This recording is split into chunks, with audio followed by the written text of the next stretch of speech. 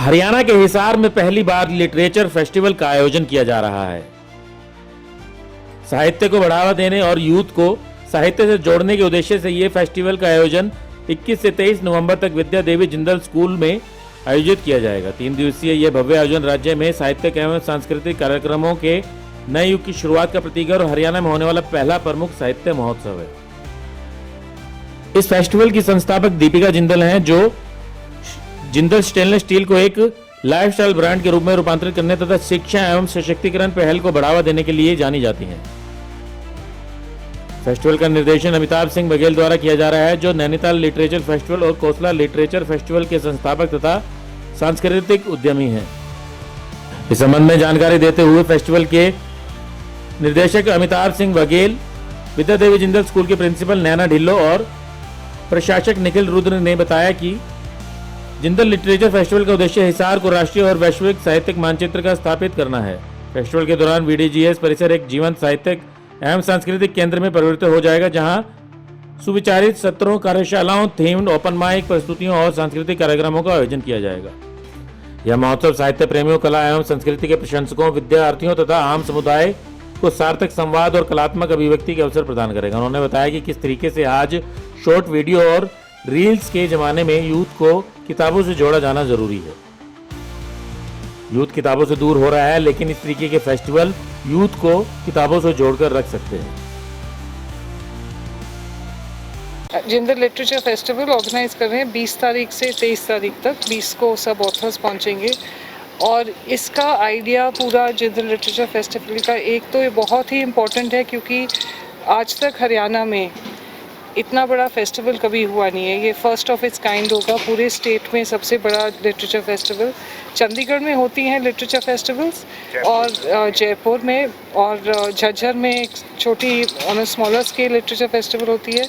तो ये एक बहुत बड़ा लैंडमार्क है, नॉट जस्ट हमारे स्कूल के लिए बट एक्चुअली पूरे सिटी के लिए, हिसार के लिए, हरियाणा के लिए। और थ्रू दिस फेस्टिवल कोशिश यही है कि हिसार को और हरियाणा को पूरे नेशन वाइड एक्सपोजर मिले कि यहाँ भी ऐसा प्रोग्राम होता है, ऐसा फेस्टिवल होता है। तो आइडिया लिटरेचर फेस्टिवल का हमारे चेयरपर्सन दीपिका जिंदल जी का था। उनका कहना था कि हम बहुत सालों से बुक फेयर्स वगैरह कर रहे हैं स्कूल में, पर कुछ और किया जाए ताकि जो बच्चे हैं हमारे, जो पूरे देश के अलग अलग सिटी से आते हैं, उनको नंबर 1 ये एक्सपोजर मिले और थ्रू दैट ये एक्सपोजर सिटी में भी सिटी के रेजिडेंट्स को मिले। तो उनका आइडिया था कि हम ये लिटरेचर फेस्टिवल करें, और वो थॉट प्रोसेस भी कंटिन्यूएशन में है जो हमारे बाबूजी की विज़न थी जब उन्होंने ये स्कूल स्टार्ट किया था। उनका विज़न था कि गर्ल्स जो यहाँ पे हैं, जो दूसरे दूर शहरों में बोर्डिंग स्कूल में नहीं भेजते पेरेंट्स, उनके लिए ये स्कूल उन्होंने स्टार्ट किया था कि हमारी बच्चियों को भी वर्ल्ड क्लास एजुकेशन मिले। तो चेंज तो हमेशा आना चाहिए, एवोल्यूशन होना चाहिए इंस्टीट्यूशंस का। तो उसी थॉट प्रोसेस को माइंड में रखते हुए कि बच्चों को हम और क्या एक्सपोजर दे सकते हैं, ये लिटरेचर फेस्टिवल का आइडिया आया है। और मैं इंट्रोड्यूस करना चाहूँगी मिस्टर अमिताभ बघेल को। वो फेस्टिवल डायरेक्टर हैं, उन्होंने पूरा कंसेप्चुलाइज किया है, पूरा काम किया है, पूरा क्यूरेट किया है इस फेस्टिवल को। तो आगे जाते 3 दिन में आप देखेंगे ऑलमोस्ट 40 से ज़्यादा लोग आ रहे हैं। Very prestigious writers, artist, performances भी हैं, डांस परफॉर्मेंसेस, म्यूज़िकल परफॉर्मेंसेस, ये सब प्रोग्राम होगा। और इसके थ्रू हम आशा करते हैं कि हिसार इंडिया मैप में, वर्ल्ड मैप में आए, अगले साल और भी बड़ा फेस्टिवल हो। तो यही हमारी कोशिश है इस लिटरेचर फेस्टिवल में। ये पब्लिक के लिए ओपन होगा तमाम पब्लिक? क्योंकि ये स्कूल है, रेजिडेंशियल स्कूल गर्ल्स का, तो सिक्योरिटी का इशू होता है, तो इसलिए हमने इनविटेशंस भेजे हैं to people in the city, universities, HAU, GJU, JSL, Jindal hospital, local administration, कि जितना हम अकोमोडेट कर पाए हैं हमने उतने इनवाइट्स भेजे हैं। और कोशिश है कि सब लोग आएंगे, अलग अलग सेशंस अपने शेड्यूल के हिसाब से। पब्लिक को ओपन करने में प्रॉब्लम यही है कि हमारी बच्चियां हैं, 600 साढ़े 600 बच्चे हैं कैंपस में, तो वो सिक्योरिटी इशू हो जाता है। अगले साल शायद हम और सोच सकते हैं, दूसरे भी वेन्यूज़ ले सकते हैं, फिर वो ईजी हो जाएगा हमारे लिए। सर्वप्रथम तो ये है कि जो जिंदल परिवार है वो इस शहर को बनाने में उसका बहुत बड़ा योगदान है। और इंडस्ट्रीज़ हो गई, शिक्षा के संस्थान हो गए, इस तरह के तमाम संस्थान हरियाणा के अंदर उन्होंने बनाए हैं। पहली बार ऐसा हुआ कि विद्या देवी जिंदल स्कूल की चेयरपर्सन दीपिका जिंदल साहिबा ने ये सोचा कि ऐसा कुछ किया जाए जो हरियाणा के लिए नायाब हो और लोगों को इससे लाभ मिले। तो जब आप हरियाणा से बाहर जाकर के हरियाणा की तस्वीर अपने जहन में उतारते हैं तो आपको क्या दिखता है? शायद आपको ये दिखता है कि यहाँ पे खेती बहुत हो रही है, यहाँ पे स्पोर्ट्स में लोग अच्छा काम कर रहे हैं, यहाँ पर इंडस्ट्रीज़ हैं, यहाँ पर शिक्षा के संस्थान हैं, लेकिन साहित्य महोत्सव की बात जहन में नहीं आती है। हम लोगों ने जो अपना रिसर्च किया उसमें 2 या 3, बहुत सारे होंगे, लेकिन पब्लिक के प्लेटफॉर्म पर 2 या 3 ऐसे साहित्यकार हमको मिले जिनका हम नाम ले सकें, उर्दू के साहित्यकार हों या हिंदी के साहित्यकार हों। तो एक तो आम तौर पर देखिए, किताबों को पढ़ने की जो प्रथा है वो धीरे धीरे विस्मित होती चली जा रही है। तो उसको दोबारा उकेरने की, उभारने की, उसको बल देने की, शक्ति देने की आवश्यकता थी, जिसकी वजह से जिंदल लिटरेचर फेस्टिवल की स्थापना हुई और स्थापना के बाद उस पर कार्य शुरू हुआ। पिछले 8 महीनों से लगातार हम लोग इस पे काम कर रहे हैं और 8 महीनों से काम करने के बाद 3 दिन का कार्यक्रम तय हुआ है।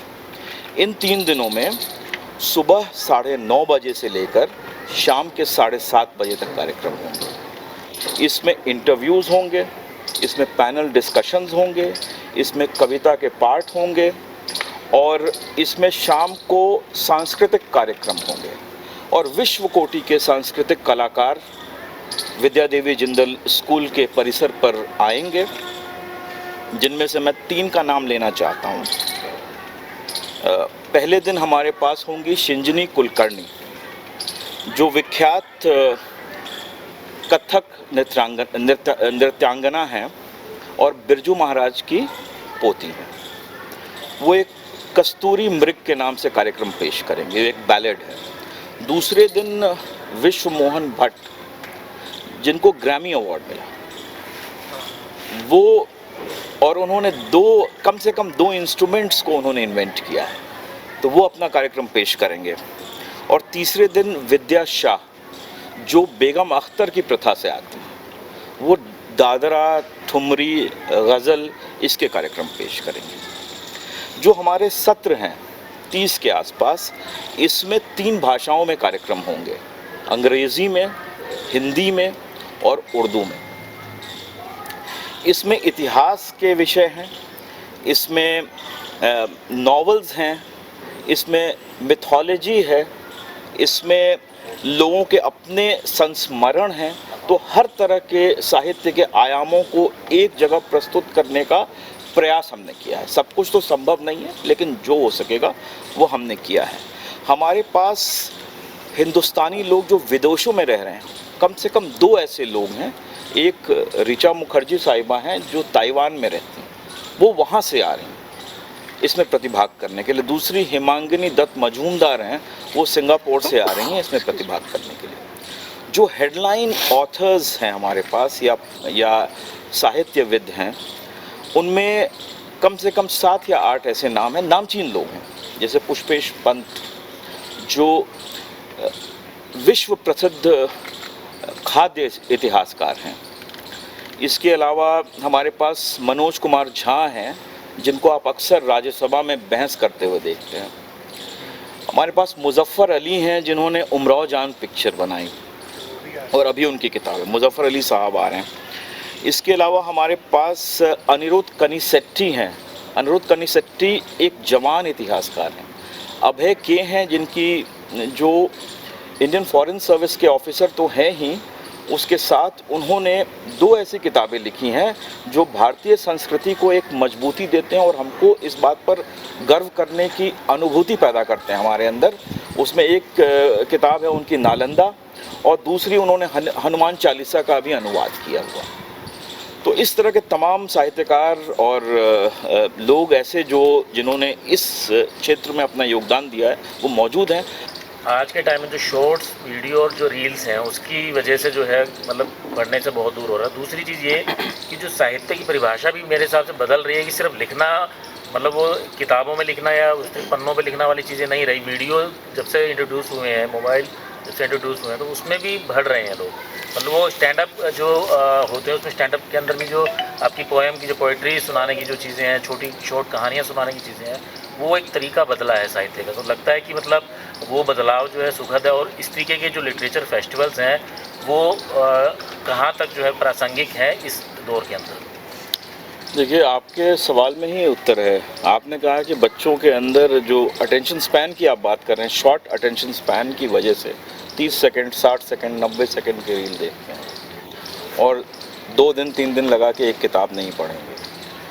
तो कहाँ तक बदलाव आप देखते हैं? बदलाव तो लाने का ही यहाँ पे प्रयास है और यहाँ पर कम से कम 60 से 70 टाइटल्स, किताबों के टाइटल्स यहाँ मौजूद होंगे जिसमें जो यहाँ सेल के लिए उपलब्ध होंगे। और एक बार जैसे आप फ़र्ज़ कीजिए कि कोई गाना सुनते हैं, जैसे किसी ने गाना गाया और वो गाना पहले रिकॉर्ड से बज रहा होगा, आपको शायद उस पर इतना गौर आप ना करें, लेकिन किसी ने एक बार उसको गा दिया आपके सामने या वो सिंगर उसने गा दिया तो आप बार बार उसको सुनने की कोशिश करते हैं। तो वो किताबें जो वहाँ पर मौजूद हैं उस पर परिचर्चा पीछे हमारे स्टेज पर होगी, उसको उनको देखने के बाद वो स्वयं प्रभावित होंगे कि वो आके पढ़ें। तो ये हमारा इस और एक प्रयास है। दूसरी बात जो आपने सवाल पूछा था उसमें एक बात मैं जोड़ना चाहता हूँ कि इस स्कूल से कम 2 बच्चियाँ ऐसी हैं जो स्टेज पर उन्हीं साहित्यकारों से बातचीत करें, उस कॉन्वर्सेशन का वो हिस्सा है। कम से कम 4 या 5 टीचर्स ऐसे हैं, प्रिंसिपल साहिबा स्वयं और एडमिनिस्ट्रेटर साहब स्वयं, ये लोग भी कॉन्वर्सेशन में मौजूद हैं। फिर स्कूल के टीचर, तो हम लोग पूरा एक इकोसिस्टम तैयार करने का प्रयास कर रहे हैं जो लिटरेचर की तरफ अग्रसर हो। लिटरेचर की जब बात आती है तो एक गंभीर साहित्य के बारे में बात लगता है कि गंभीर साहित्य ही पढ़ने की बात है, बड़ों की बात आ जाती है।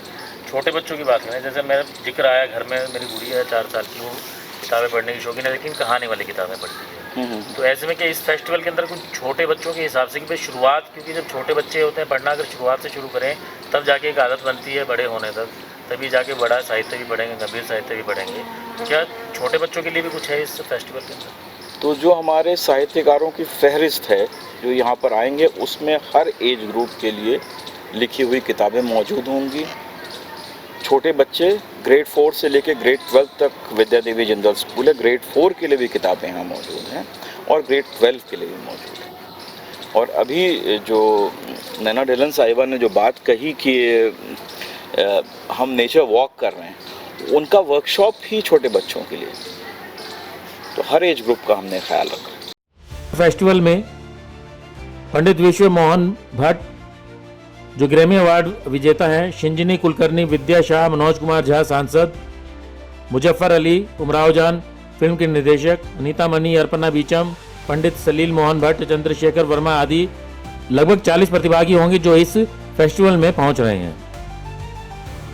देश विदेश में अपनी पहचान बना चुके ये साहित्यकार, कहानीकार, गायक, नृत्यांगना आदि कलाकार इस फेस्टिवल में आएंगे और विविध और समृद्ध प्रतिभाओं का संगम देखने को मिलेगा। इस फेस्टिवल में फिक्शन, कविता, इतिहास, पत्रकारिता, प्रदर्शन कला, पाक विरासत, लोक कला, समकालीन सांस्कृतिक और अन्य विधाओं को समाहित किया जाएगा। ब्यूरो रिपोर्ट, नई ताज़ा न्यूज़, हिसार।